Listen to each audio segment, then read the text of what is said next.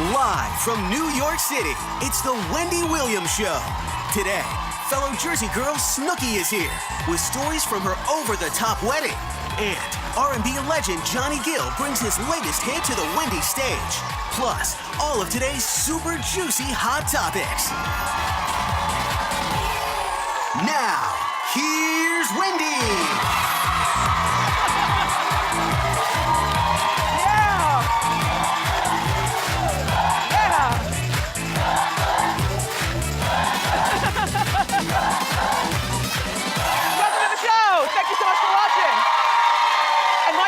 My studio audience, I've got so many things to talk to you about today.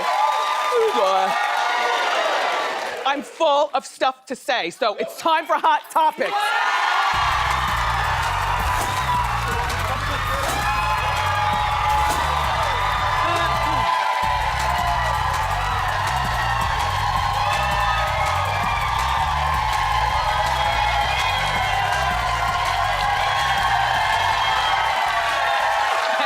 Thank you. Oh, there's so many juicy stories in today's Hot Topics. I just have to get right to it. First of all, did you watch the big event last night, the Victoria's Secret fashion show? You did? How was it? Good. You know, I've never seen one, ever. And I understand one of the most epic moments from the past was when Heidi Klum and Seal performed together. Like, she walked and he performed. Anyway, I didn't see it, but apparently Ariana Grande and Taylor Swift performed. And nobody cares? No, you have to care. Again, I'm mad I missed it. Ariana did a medley of her songs, including Bang Bang, and, and she got hit in the head with a wing. And she was happy about it. She said, best hit ever. I think that she is so cute. Doesn't she look like Jennifer Lopez could be her mom or something? She is so cute. She's only 5 feet tall, and she's holding herself together with all those models, right? She looks good. And then, the other performance was Taylor Swift. For the second year in a row, she performed. There's Taylor.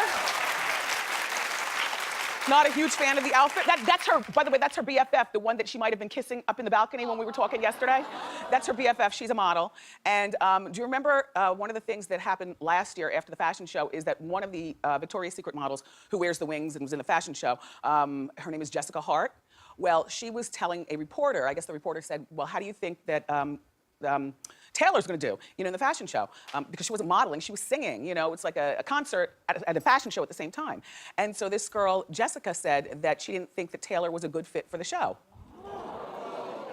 You know how sometimes you just don't need to say anything? This was one of those times, because guess what happened this year? Jessica was not in the fashion show. She was at home like the rest of us watching it on TV. Well, she still works for Victoria's Secret, but the rumor is that Taylor had her banned. As well she should have, in my opinion. That'll learn you. And now that Taylor is, as of right now, the biggest pop star in the world, of course, Victoria's Secret probably bent over backwards to make sure everything that Taylor wanted was there. You know, daffodils instead of lilies, you know, take out all the red M&Ms because maybe she doesn't like them. And that model girl, Jessica, I don't want her anywhere in the building. That's power, but that's Taylor for now, right?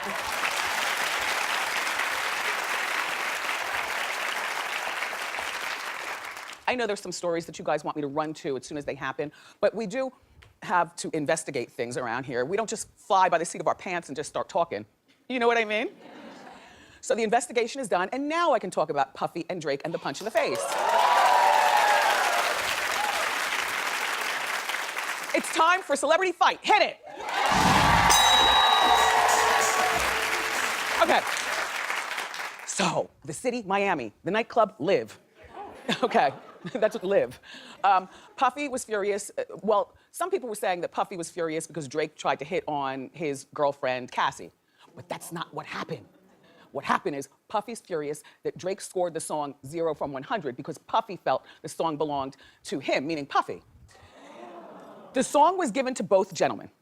And Puffy was sitting on it for a long time, like, you know, I'll get back to it. I haven't even listened to it yet. Well, give me, okay, just, I'll get round to it. In the meantime, Drake's like, I like this song. I want to record this song. You know, is Puffy going to do it or not? Because it's given to both of us. So Drake ended up recording it, and as you know, that's the song of the summer, and you know, a song that everybody snaps their neck to. And Puffy missed out on a big hit. So the guys see each other at Live nightclub. Next thing you know, Puffy punches Drake in the face. Well, at first, I'm like, how uncivilized. There has to be more to this. Let's investigate. Yeah. Well, we did. And apparently this punch in Drake's face from Puffy is 10 months long overdue. And I'm gonna tell you why. Drake has a history of disrespecting Puffy. And I've got the video footage to prove it. Look at this. Look at this. Watch what happens. Drake mics, sit. Now you know. You don't snatch somebody's microphone. Even when we do Ask Wendy, you know, I hold onto my mic tight. The second somebody wants to take it, I'm like, no. The mic is the power. No. Now, we all know that Drake is very talented. You know, he sings, he raps. Some people think he's very, very handsome.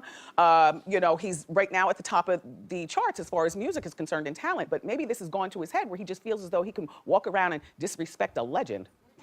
Yeah, I said it. I can call it the way I see it. You know, who's better than Puff in terms of, you know, longevity in this game? Being a mogul, being a rapper, producing and making hits. Who's better? Not Drake. I can't think of anybody at this particular time. And also, respect that man's age. He's almost 50. No, not that that's a bad thing. I'm just saying.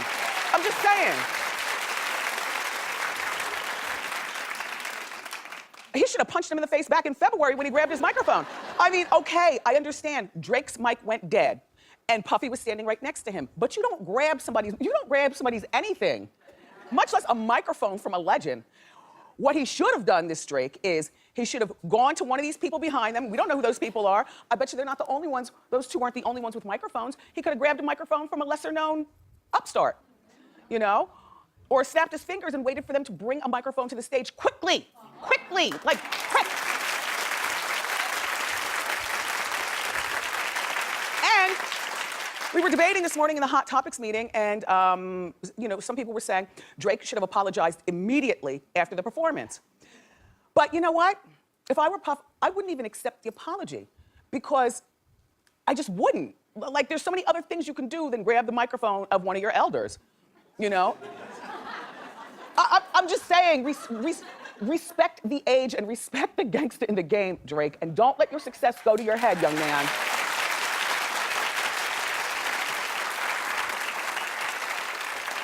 Let me know when my lines go all akimbo. That's the thing about having big ones and wearing stripes.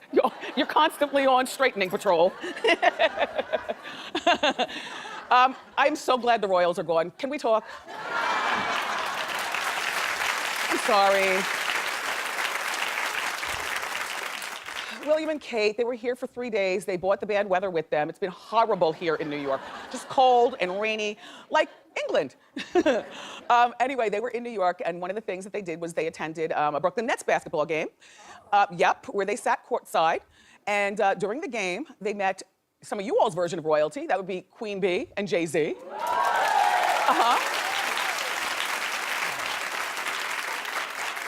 A lot of people were very upset with what Beyonce had on. They thought that she should have zhuzhed up a little bit better. Well, she had on something that was a little matronly. Just a little, you know, we're used to seeing her different, even when she dresses down. Like, she could have unbuttoned a few of these buttons, you know, and I don't know. It's like and then I'm trying to figure out, why did she dress up to go to the basketball game? It's a basketball game. They're not over there. They're over here in our country. You understand? And I understand that, you know, they want to still do royal protocol, and I guess that's William and Kate's version of dressing down what they had on, and that's fine. But when we go to games, we know what we wear. Some women like to wear a heel, others of us like a wedge sneaker. We put on our Levi's, you know, a cool t-shirt, a leather jacket, and we're going to the game. We don't go to the game looking like we just stepped out of a J. Crew catalog. And I guess Beyonce was trying to pay homage, you know, to the prince and princess, or the duke and duchess. Oh, those titles, them. I guess they were trying to pay homage, but Jay-Z didn't do anything. I mean, he didn't do anything either. Well, I don't know. You know, it's weird with royalty because we don't have royalty in this country. You don't really know how to act. So I don't fault Beyonce for trying to give it a try. But after the game, they ended up meeting more royalty in our country. King James, LeBron. And that sweaty armpit. Well, the Brits were aghast. Stupid Americans. We had no idea the protocol is not to touch the king, queen, and prince and princess. We don't know that.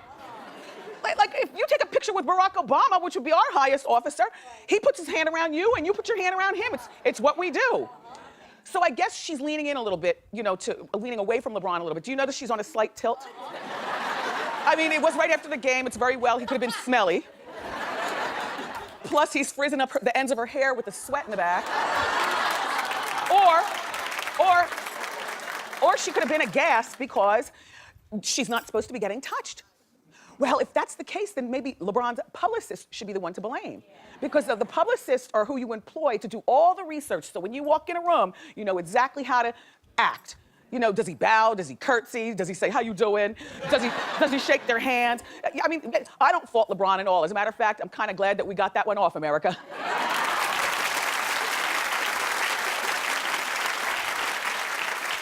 But it's awkward though when you break tradition because people think that you're being disrespectful, and really he's not being disrespectful. He just finished playing a game where the Cavs won, and he wanted to say hello to the Duke and Duchess, Prince and Princess, or King and Queen.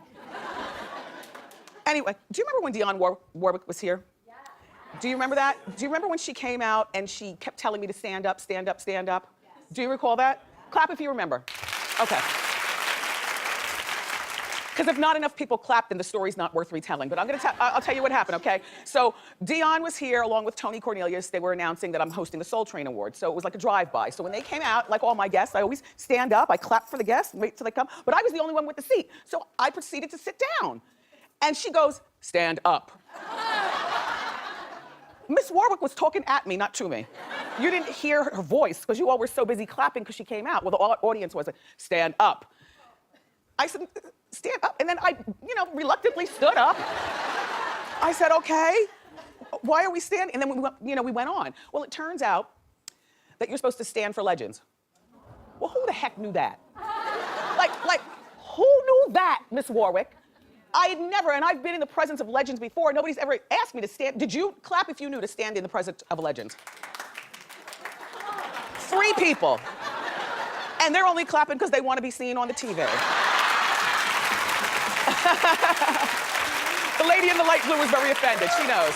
I didn't know that you're supposed to stand in the presence of legends. If I ever become legendary for anything, you don't have to stand when I come in the room, okay? It's just me, Wendy from Jersey. Anyway, so moving on. So Kate Hudson's relationship with her fiance, Matt Bellamy, is over. Well, they were engaged for 3 long years, and apparently things have been getting rocky over the last year. Like I always say, the engagement, though, you're not supposed to be engaged for that long. The engagement is the drum roll to the big event. Brrr, ding, like that. So he's a rock star. You know, he's with a band called Muse. And, you know, he was with the Counting Crow person before. So she likes rockers. And I don't know what the trouble was in the relationship. All I know is that after being together for 3 years, she has now quickly moved on to Derek Huff from Dancing with the Stars. That's what I said, sir. What? Like, really? Well, apparently, Kate loves to dance, and Derek has a history of teaching her how to dance. I did not know this. He gives her dance lessons from time to time. My thought is that he's not edgy enough. He's a dancer, you know? She likes an edgy guy. Maybe she's changing her type, I don't know. You know what? This all looks so fishy. It's like, I always tell you, the best way to get over somebody is to get under somebody else, but if you do it too fast, it looks like the relationship might have been going on while you were in your relationship. You know? Like they've only been broken up for this long. You have to wait at least 5 snaps before you move on. Otherwise, it looks fishy, honestly. Like, even if you want to get together with somebody else after your divorce or after your breakup with your boyfriend, just wait a month. After a month, nobody's judging you. But if you just wait a week, we're all wondering, like, what kind of dancing is he teaching you how to do, Kate? And how long have you been dancing with him? Anyway, if they're happy, we're happy. We'll keep watching this relationship. I don't think it's a keeper, though. So, Justin Bieber has officially moved out of his high-rise condo. Well, the neighbors were very happy. They threw a Justin's out party. They sent the invitations via email, and I would imagine they had it probably in the clubhouse. You know how condos have the clubhouse. That's where you throw your parties. Anyway, remember when he was living there, they'd smell weed smoke all up and down the hall on his floor, and it would get into the elevator and then waft downstairs. So the whole building was just a mess and loud, and people were always hanging in the halls and stuff. So he's moved, but you'll never believe what his house is made of. Take a look. Yes, sir, glass. Glass. Don't you just wish you had a rock right now?